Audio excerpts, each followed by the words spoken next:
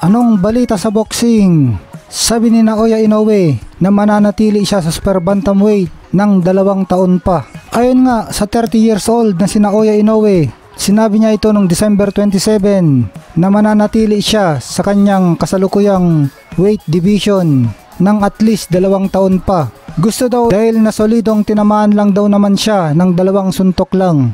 Ganon daw talaga sa tunay na buhay. Hindi perpekto. Matatamaan ka pa rin kahit ikaw ay napakahusay na boksingero. Hindi daw katulad ang tunay na buhay sa napapanood nating mga anime. Samantala, ayon kay Akhmadaliev na siya ay mas mahusay sa sinuman na mga nakalaban ni Naoya Inoue. Sabi niya, let's go.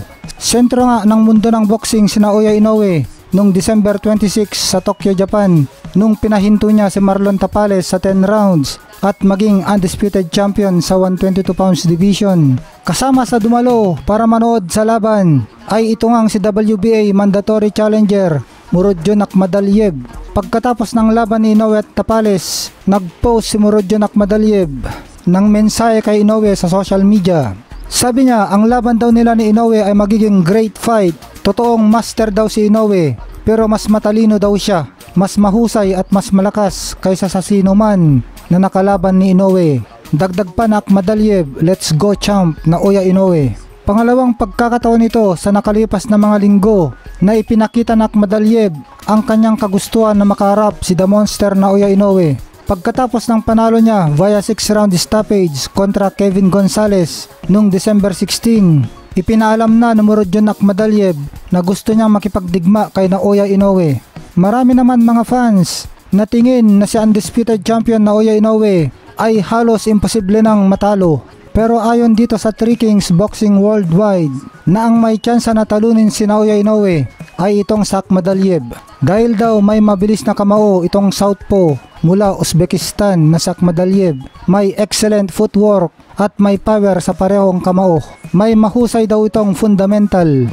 Napakahusay daw nitong si Murodjon Akhmadaliev kapag gumagamit ng kanyang jab at mabilis na paa para ma-set up ang kanyang kalaban. Tapos si-score ng mga kombinasyon sa taas at pababa sa kanyang kalaban bago umiwas papalayo. Taglay daw ni Murodjon Akhmadaliev ang skills at offensive arsenal na makapagbibigay ng pagsubok kay Naoya Inoue. Samantala, tinapos na ni Gervonta Tank Davis ang usapan tungkol sa paglaban niya kay Naoya Inoue kasi malayo daw ang timbang ni Inoue sa kanya. Hindi daw maintindihan ni Gervonta Davis kung bakit may ilang tao na patuloy na nangangarap tungkol sa laban nila ni Japanese Monster Naoya Inoue.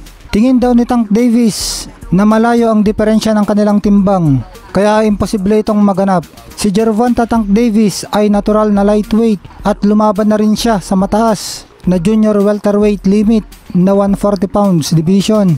Kaya ibinasura na niya ang suggestion ng mga boxing fans na magbanggaan sila ni Naoya Inoue. Si Naoya Inoue ay kasalukuyang undisputed 122 pound champion. Sinimulan niya ang kanyang karera sa napakababang timbang na 108 pounds. Hindi ako lalaban sa kanya, sabi ni Davis sa kanyang Instagram, dahil malayo daw ang timbang niya kay Inoue. Pati rin naman si Naoya Inoue, ayaw din niyang makipaglaban kay Tank Davis. Hype lang daw ito Pero yung bilis daw ni Naoya Inoue ay sobra-sobra kay Tapales. At syempre daw yung sobrang lakas ni Inoue ay sobra-sobra din kay Tapales. Natawa nga daw si Gibbons nung sinabi ni Marlon Tapales na yung power ni Naoya Inoue ay hindi naman daw masyadong mapangwasak. Yung sobrang bilis at timing lang daw ni Naoya Inoue ang kanyang ikinatalo. Kahanga-hanga daw ang ginawang laban ni Marlon Tapales, napakatapang. Sabi ni Sean Gibbons na wala daw patutunguhan kundi umakyat si Naoya Inoue sa 126 pounds featherweight division. Kaya magbabalik daw si Marlon Tapales sa lona sa Mayo o Hunyo para makakuha ng panalo, digmaan para sa title eliminator.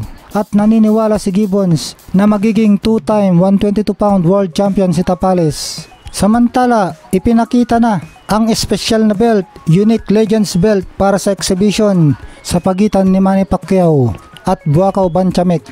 Makakarap ni Manny Pacquiao si Buakaw Banchamek sa isang exhibition boxing match sa April 20, 2024. Pinamagatan itong The Match of Legends. Ang kanilang laban ay under international boxing rules na may 6 na 3-minute rounds at 2-minute breaks sa pagitan. Maglalaban si Manny Pacquiao at Buakaw Banchamek sa 154 pounds or 70 kilograms. Katumbas ito ng super welterweight sa boxing o junior middleweight sa Muay Thai. Ang mananalo ay tatanggap ng premyo na $289,000 o 16 million pesos sa pera natin. At syempre mapapanalunan ang WBC legend vet na si Antonio Tarver na sumikat dahil tinalo niya si Roy Jones Jr. sa kanilang trilogy fight. Ay hindi daw sang-ayon na si Naoya Inoue ay ang number 1 pound for pound. Wala naman daw tinalo si Naoya Inoue na top pound for pound fighter. Wala naman daw kilala at mahusay sa mababang division na mga nakalaban ni Inoue. Dahil ang mahusay daw at mga kilala ay nasa glamour division o mataas na division. Kailangan itigil na daw ang usapan na ito.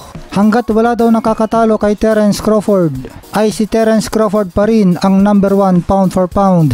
Pero ganun pa man, ayon kay Antonio Tarver, na nasa top 10 naman daw si Naoya Inoue sa pound for pound.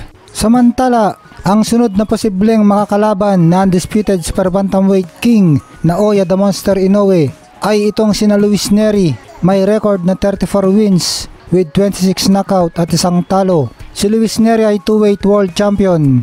Ito rin si Murodjan Akhmadaliev, may record na 12 wins with 9 knockout at isa lang ang talo. Siya ay former unified super bantamweight champion. At posible rin makalaban ni Naoya Inoue itong si Sam Goodman, isang Australiano, may record na 17 wins with 7 knockout at wala pang talo. Siya ay WBO and IBF rank number 1 super bantamweight contender. Nasabi na rin dati ni Japanese Monster Naoya Inoue na ang gusto niyang sunod na makalaban pagkatapos niya kay Marlon Tapales ay ito ngang si Luis Nery at ang ating pambato John Riel Cuadro Alas Casimero.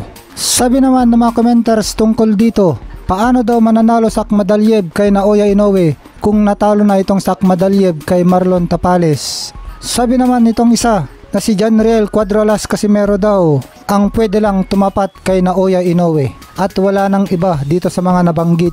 Sina Luis Nery, Murodjan Akhmadaliev at Sam Goodman ay easy money, easy fight lang daw para kay Naoya Inoue ayon sa mga commenters.